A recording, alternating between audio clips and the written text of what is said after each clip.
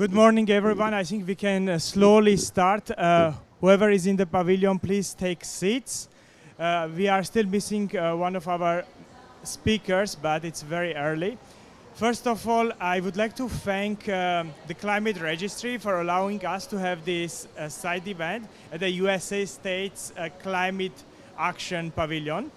Our side event is about climate motivation and mobilization, US states climate leadership across continents.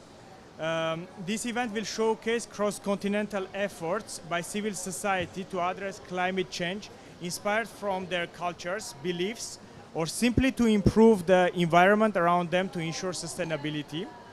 In a world where people are dependent on state action and policies, some are realizing that limits of the states in addressing climate change. They realize that people have to take responsibility. In this session, we will show how communities are supporting each other across continents. The Sikh human rights group and its affiliate Nishan-e-Sikhi have appealed to the deep reverence Sikhs are meant for every life and the environment. They have succeeded. Let me invite Jasdev to explain climate motivation and mobilization. The floor is yours, Jasdev. Thank you. We're waiting for states to negotiate action, and we've been waiting for about 30 years. And it seems to be that the agreements are in a quicksand, not going anywhere. At every COP seems to inch a little bit, but generally the public perception is it's been a flop. I think there's enough information, there's enough science, people know, and people are beginning to take action themselves. Not mega action, but in small ways. And one of the interesting things is that almost every culture and civilization and every belief system have theories on human relation with nature and environment. The environmental crisis is not new. It has happened many times in the history of mankind. And we can see that if you take a belief system, if you take a cultural system, if you take civilization, there have always been contingencies and sometimes rituals and sometimes practices which encourage people to be careful with the environment, to ensure that everything that is produced is recycled. But we seem to have lost all that in the last 100 years or so. And what we are trying to do is reconnect and initiate this coalition of motivation and mobilization from the science to the narrative. So we're going to hear from you first. So there are things like culture, songs, all sorts of things that inspire people to be active in the environmental field.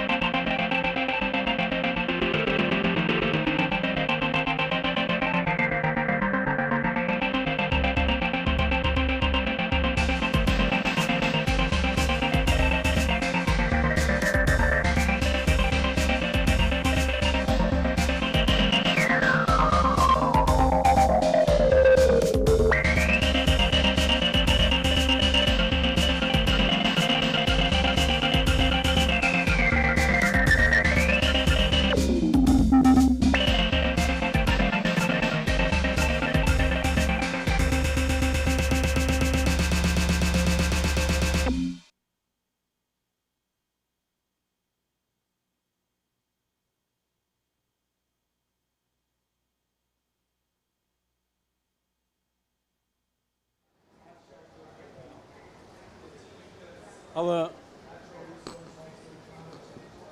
next speaker is going to be Jagroop Singh, a very interesting project in India. Now this is where we are pushing to rediscover cultures, beliefs, civilizations, and human relation with the environment. And we heard wonderful music. As you know, most traditional music is about the beat, and nature is all about the beat. It's very rhythmic, and you see in many cultures, the music is about connection with nature, and I think you created a great atmosphere of that. Yeah, yeah. Yeah, I'm an explorer of the music. Usually, I use this instrument as experimental fusion with other artists. So the last performance I did in Bahia, in Brazil, in the coast, Yeah. was with the Amazon musicians from the Amazon. They play the indigenous folk, and I add this instrument as a kind of remix live of the song. So I try to experiment with other artists. Now it's a little early to find other artists around or indigenous people to bring to a performance, but usually always improvise with other artists and try to interact. I think it's part of the art when we can share together something. Always together is much better to create and to share than to do it alone. So, but I think it's a little early. But yesterday I met an indigenous people that was also willing to collaborate. I couldn't make it so early, but I try always to experiment music and to share the art of connecting in some way. So thank you for inviting me. So the next one is very interesting in that farming in North India is very intense. The average farm is about 3 to 4 acres, and farmers don't like to give even an inch of land for environmental concerns, to plant trees, etc. Often the government might give incentives, financial incentives, but once a new government comes in, they think that they need to save money, and the farmers then chop the trees off. So that's the end of that environmental experiment. But here we are, an extraordinary experiment, project where Baba Seva Singh goes to the farmers, and in the Sikh scriptures it says, we are only one of the species, we don't have any custodianship over this earth. We are not the masters of this earth. And every living being and every species is equal to us. So he asks them, why have you stolen or destroyed the homes of the birds, the bees, the squirrels, and where do they live? Because you come to the Gurdwara, which is the temple, and you go back, and you're not internalizing the sermons you hear. The farmer feels guilty, and in the Gurdwara or the temple, Baba Seva Singh has got a big nursery, quite a lot of carbon sequestering trees. And the farmer takes those nurseries and treats it as a holy tree and looks after it. So he doesn't need any financial incentives now. He's now connected with his own belief system and the added aspect of treating the tree as something quite spiritual. And he's managed to plant over 800,000 trees like that, which is quite extraordinary, without giving them sermons on climate change and what is going to happen to their children, etc. So, Jagroop Singh. Thank you, Dr. Jasdev Singh Rai, and moreover, Mr. Juan. The beats were quite. The beats were, quite interesting, and the nature has also a deep relation with beats. So today, I, Jagroop Singh, first of all, thank especially Dr. Jasdev Singh Rai to have honor for me to present Nishan-e-Sikhi Khadur Sahib at COP30. during a side event in USA climate registry. So it is an honor for me. So first of all, I should greet everyone. Vaheguru Ji Ka Khalsa, Vaheguru Ji Ki Fateh, and morning to all. So let's have a look that Baba Seva Singh has done great initiatives keeping in view the climate change in India, Punjab state, India. So let me represent using the slides. So we should move to. So Nishan-e-Sikhi basically started its environmental projects in 1999, getting inspiration from Sri Guru Granth Sahib Ji. It's not working properly. Yeah. It is mentioned in Sri Guru Granth Sahib Ji by Sri Guru Nanak Dev Ji that Pavan Guru Pani Pita Mata Tart Mahat Divs Raat Doi Dai Dai Khele Sagal Jag. That air is as important as Guru, water as father, and mother the great earth. So we all have the moral duty to take care of all these, and because these are the gifts of the Almighty Vaheguru, the God. So it is our duty.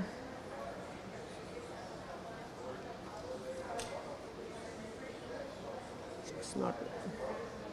So the organization has, inspired the various communities, and the inspiration it itself draws from Sri Guru Granth Sahib Ji. As mentioned on the screen, that Balhari Kudrat Vasya, sacrifice unto thee who abides in his creation, in the nature.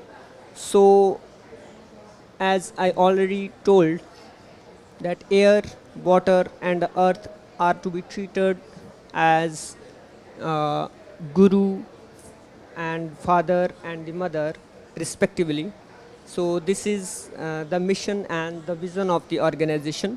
The Nishan-e-Sikhi Karsava Khadur Sahib, under the visionary leadership and guidance of Baba Seva Singh, has done the environmental projects in these main 12 areas: the plantation of trees along roadsides, fruit orchard plantation, tree plantation at public places, establishment of green parks at public places, Guru Nanak Memorial Forest in the form of mini forest, and the distribution of eco-friendly jute bags to avoid the plastic usage, and establishment of solar plants for clean and green energy, and programming workshops, creating awareness programs, and organizing the conferences involving the multi-stakeholders, and groundwater recharging systems, community participations, organic farming, and plant nurses to work for the alignment, in alignment with sustainable development goals.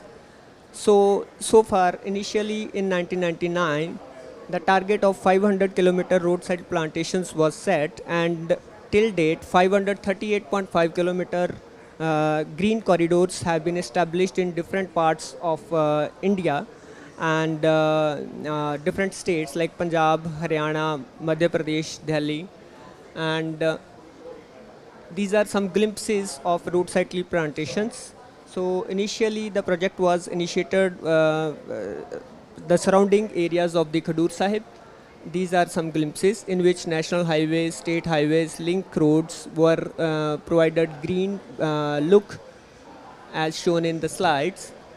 Then came the next project in 2019 dedicated to 550th birth anniversary of Sri Guru Nanak Dev Ji. The 550 mini jungles were to be established, and so far 360 mini forests have been established in the various farmlands, from minimum area of a canal to 3 acre or 5 acre, and even these mini jungles are being established in different Gurudwara lands and the farmlands of the farmers. And the people are regularly encouraged and motivated to plant the mini forests in their own land, and the lot of enthusiasm has been shown by the people, community people, and regular involvement of community in these projects have been done by the organization. This is the aerial view of the mini forest, Guru Nanak Memorial Forest, established in different regions of the country. And these mini forests are basically comprised of 25% of medicinal plants, 25% flower bearing, and 25% fruit bearing and shade giving trees. And mostly native species, indigenous species are planted in these to have maximum benefits to increase the natural habitat and promote biodiversity. And moreover, pollution curbing. So plantation at public places is also done. Total number of 50 green parks have been established, in which 25,292 meter square area has been covered. And to promote the horticulture, and in horticulture the orchards are more economically beneficial, as well as they are beneficial to the biodiversity and nature. So 500 acre orchards are to be planted by the organization, in which 350 acres have already been planted. So in the field of green energy, 518 kilowatt solar panels have been established to have green and clean energy in various gurdwara, school complexes, college complexes, and public places. These are some glimpses of the solar panels installed by the organization. To avoid the plastic uses and create awareness among the school children, among the community people, to avoid the plastic uses, 12,000 plus bags have been, eco bags have been distributed in the community so far. And moreover, the organic farming in the whole farmland of the Gurudwara, and even the organization is motivating the farmers and the community people to have their own organic farmlands. So there is no stubble burning, no fertilizer usage, no pesticide usage in the farmland of organization. And there is very renowned model set up at Khadur Sahib, which people visit, normally community people, and they are getting motivated, and they are learning the techniques and all the proceedings that are to be covered in organic farming. And so these all the farmland are available for making the meals prepared, organic meals prepared to be served in Mata Khivi Langar. On daily basis, 7,000 meals, organic meals are served in community kitchen free of cost to the common people without any discrimination. These are the list of this is a list of vegetables that is grown in organic farmland.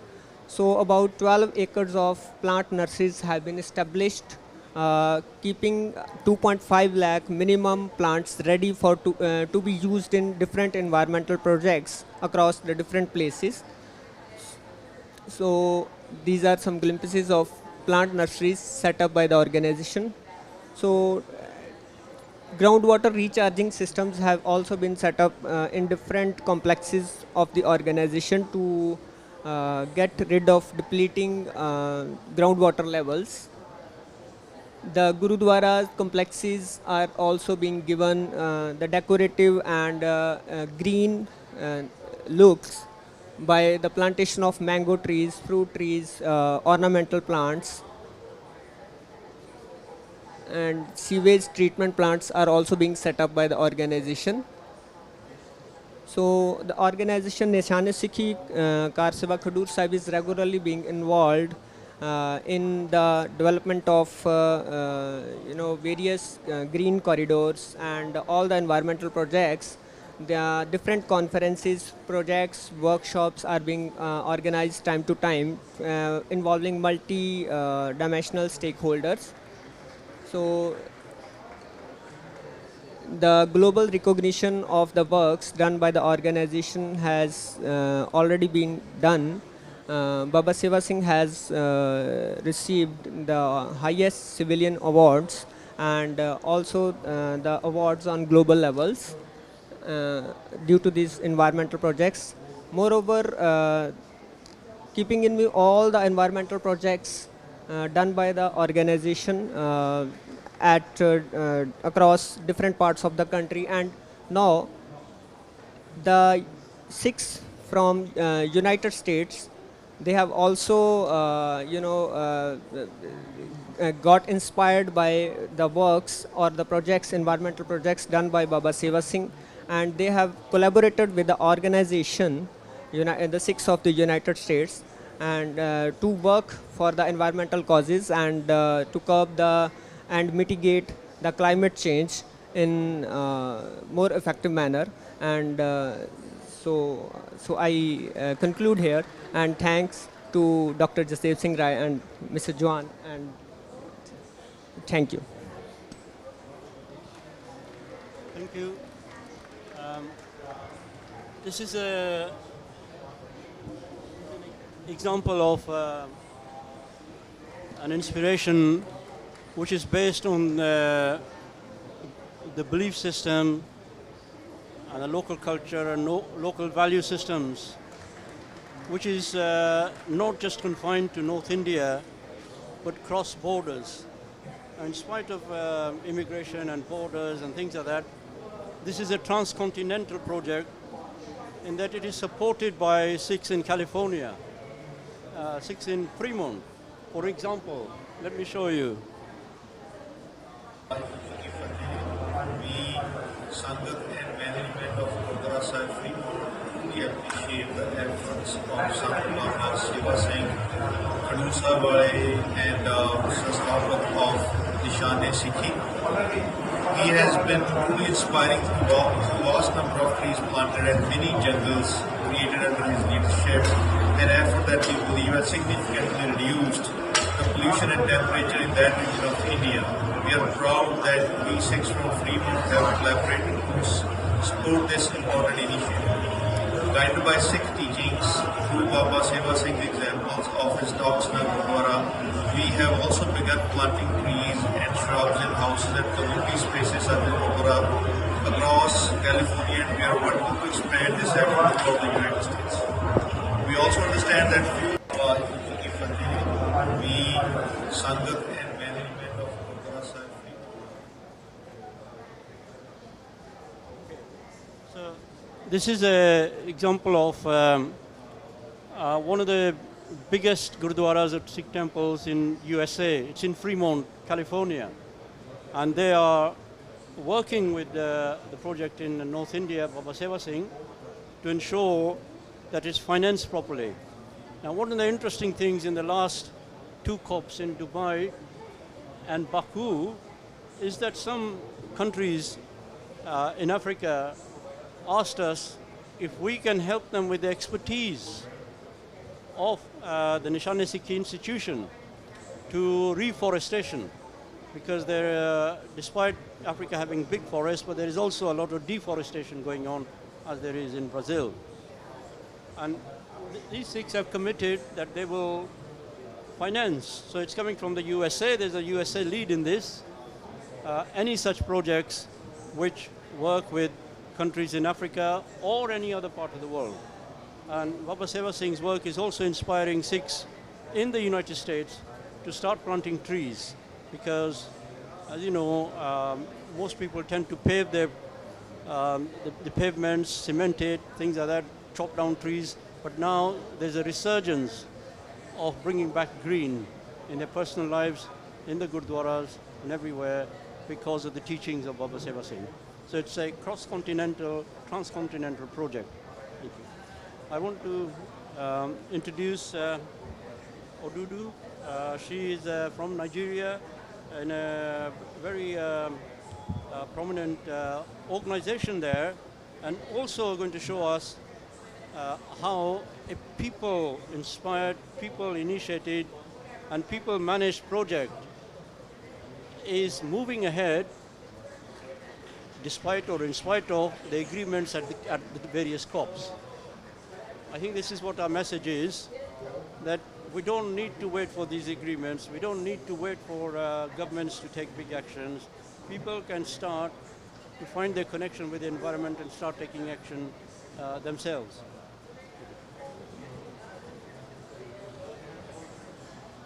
Hello. Yeah, good morning, everyone, and I'm really happy to be here. Thank you for the invitation, and it's been really interesting. My name is Odudu-Abasi Asuquo, and I'm from Nigeria. I work with Health of Mother Earth Foundation in Nigeria, which is an NGO that is working on environmental justice issues in Nigeria and the continent. We oppose polluting companies. We oppose industries that are destroying the planet and destroying the world at large. So I'm very happy to be here to speak about this perspective of what we are doing. Over time, we have seen that the solutions are with the people. The people have the solutions, and it works better when lands, when forests, when oceans are being left in the hands of community people. They know best, and they have the knowledge and the indigenous wisdom to manage their resources better. We see that, so here in COP, it's being called the Forest COP, and that's very interesting because it's going to make the focus of the transnationals to come to the forest. They're going to, as they always do, pretend or propose that they are the better managers of the forest, of the lands, of the waters, which is not the truth. We've seen in issues like there's a forest in Cross River State in Nigeria where it was earmarked for a RED project. I know we know what RED is. It's reducing emissions through deforestation and forest degradation, proposed by the United Nations.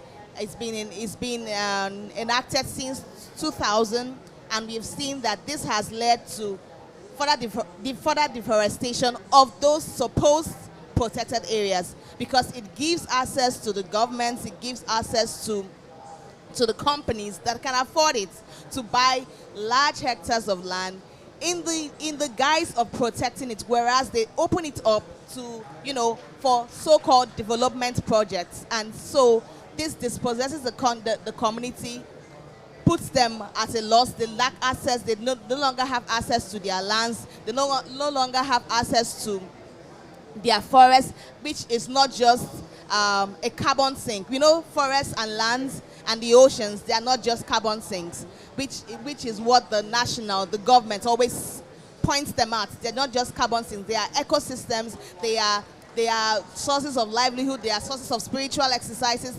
I am a Christian, and it's very, in our faith, we are taught that we don't just own the earth. We are co-owners of the earth. There are other beings on the earth that you don't see them, that they can't speak.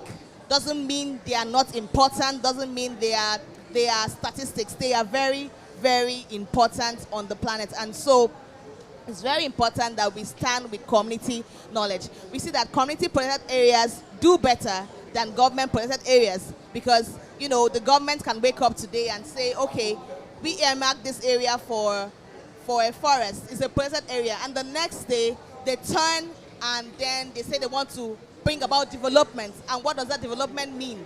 Clearing out the forest, polluting the land, displacing people, and the rest of it. Whereas when a community are the ones in charge of their forests, in charge of their lands, we see that they know how to protect it.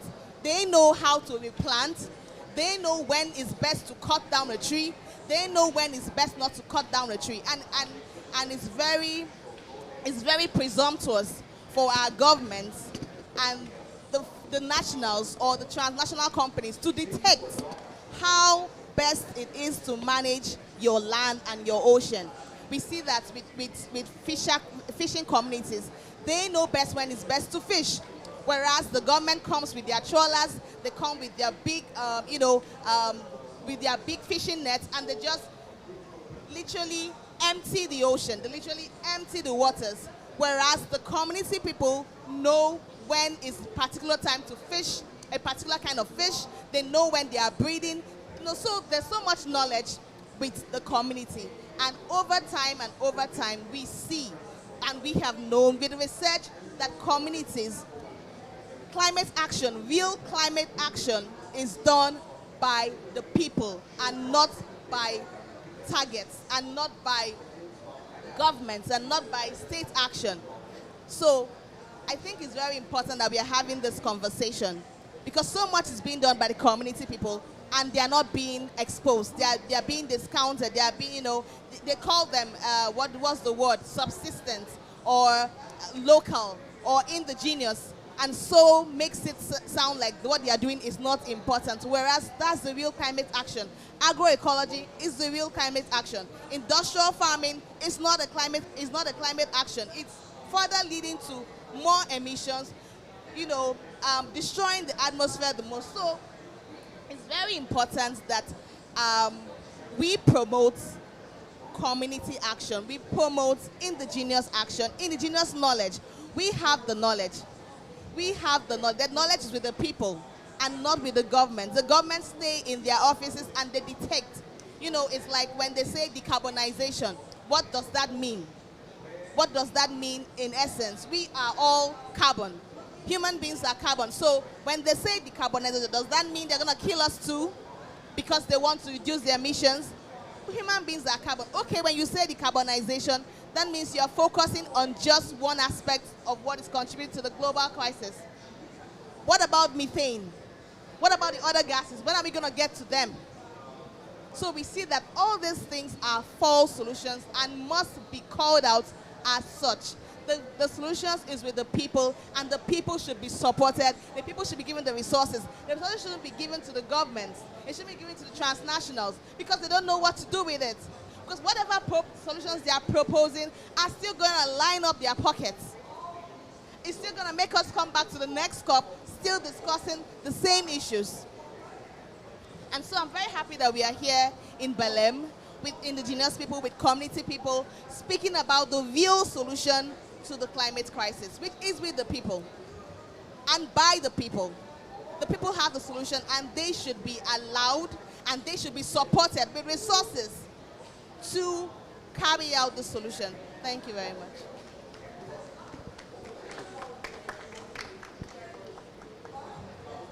Thank you. This is again another example of where there is a lot of local knowledge about nature. And we have two other affiliates with us. They are not Sikhs. One is in South Africa, the KwaZulu University Indigenous Knowledge Systems. And they have projects work with farmers and local tribes, and their knowledge is based on Ubuntu. And they say to us, they can predict changes in the weather more precisely than the Met Office can, because they use traditional knowledge about when certain birds come, when certain plants start sprouting, and things like that. And similarly, we have a project in near Rio, where children from the favelas are taken to forest and reconnected with the forest. So it's there's a lot of not only knowledge, but activity going around, and I think it would be useful to bring it back to COP so that people do not go back disappointed, do not think that if the governments are not agreeing, then people are not doing anything. There's a lot people are doing by themselves, and there's a lot of positive action we can learn from each other, we can be encouraged by each other. Thank you. Any questions, anything? I think the idea is not to get lost with so much information, no? I saw the march. Did you were on the march here? It was so many people on the street, and I think it was missing, for example, a stage at the end where everybody can gather. We are losing this tribal action of cultural meeting through the fire, no? Around the fire and sharing wisdom from the big leaders.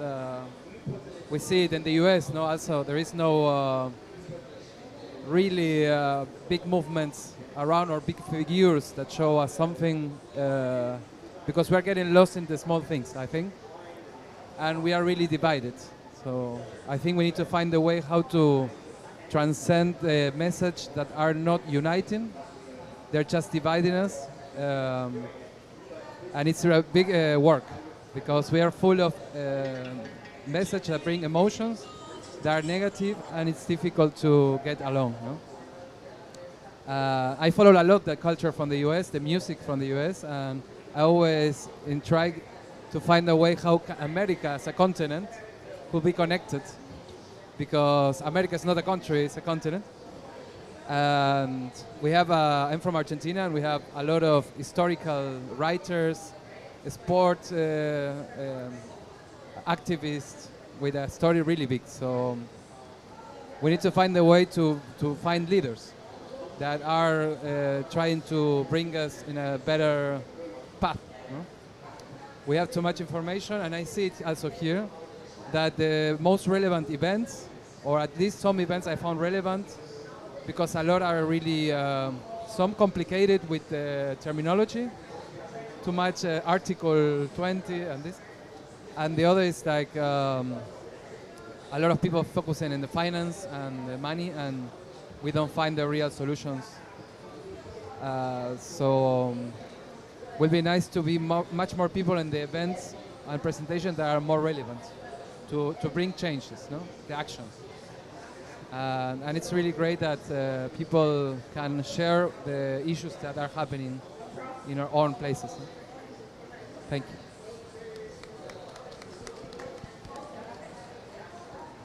Thank you very much. If there are no further questions, I want to thank the United States. It is a sort of a testament to democracy in the United States that the federal government can do something, the state governments can do something else. They can continue to be active in the field of environment. And I think I want to thank them for giving us this time. We hope this mobilization will bring in more organizations and people-centric projects and put them center state in the UNFCCC COPs. Thank you.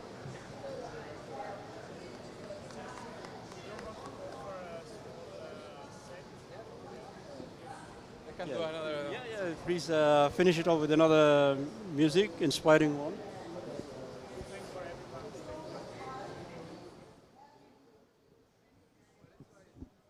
Let's try something more interactive. We're gonna sing all together. We do a mantra to connect to a better world. So if you focus in on one idea you want to achieve, and we want to represent it with the voice. So we're gonna all together make like a core, okay? So I'm gonna start with a note, and then you can follow the note. And when you hear the note, you can follow the same note. So we achieve the same frequency, okay?